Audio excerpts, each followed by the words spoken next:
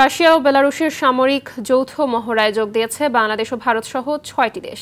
গেল সপ্তাহে পোল্যান্ডে রুশ ড্রোন ভূপাতিত হওয়ার পর ন্যাটোর সঙ্গে উত্তেজনার প্রেক্ষাপটে করা হয় ৫ দিনব্যাপী জাপাদ ২০২৫ নামের এই মহড়া। প্রদর্শন করা হয় পারমাণবিক সক্ষমতার বোমারু বিমান ও যুদ্ধজাহাজ। এছাড়া মহড়ায় অংশ নেয় ৬টি দেশের প্রায় ১ লাখ সেনা। এর মধ্যে রয়েছে ৬৫ ভারতীয় সেনা।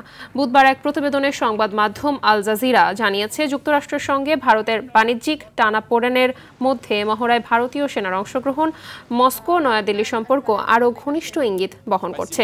এদিকে রুশ প্রেসিডেন্ট ভ্লাদিমির পুতিন মহড়ায় সামরিক পোশাক পরে ঘোষণা দেন।